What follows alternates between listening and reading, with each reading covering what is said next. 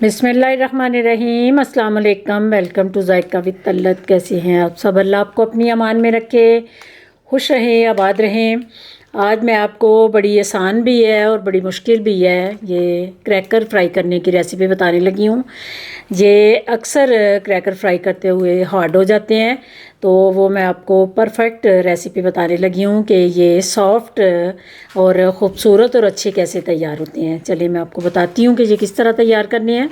ये मैंने क्रैकर लिए हैं, कुछ वाइट हैं, कुछ कलरफुल हैं। ये बाज़ार से पैकेट में ज़ाहिर है हर किसी को पता है ये मिल जाती है, लेकिन इनको फ्राई करने की ज़रा रेसिपी थोड़ी सी गलत हो जाती है, इसलिए मैंने कहा ये छोटी सी रेसिपी है, ये भी बता देती हूँ। रमज़ान में अक्सर बच्चे बड़े शौक़ से खाते हैं, तो ये मैं आपको बताती हूँ कि किस तरह इनको फ्राई करना है। फ्लेम को हाई करके तो गर्म करके ऑयल को फिर अपने चूल्हे को कम कर लेना है। और ये इसका मेन पॉइंट है कि आपने डालने थोड़े हैं। बिस्मिल्लाहिर्रहमानिर्रहीम डालेंगे अगर ज़्यादा तो फिर अच्छी तरह फ्राई नहीं होंगे, ऊपर नीचे हो जाते हैं तो फिर उनको ऑयल नहीं अच्छी तरह लगता, इसीलिए हार्ड हो जाते हैं। एक तो आपने ऑयल गर्म करना है, दूसरा आपने डालने थोड़े हैं। ये मेन पॉइंट है क्रैकर को फ्राई करने का। बिल्कुल थोड़े थोड़े डाल के मैं फ्राई करूँगी इस तरह।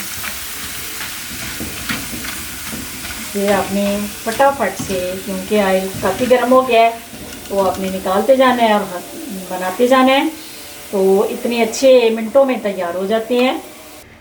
अल्हम्दुलिल्लाह देखें माशाल्लाह खूबसूरत से क्रैकर तैयार हैं और इतने क्रिस्पी से तैयार हुए हैं, झटपट से बाउल भर गए हैं।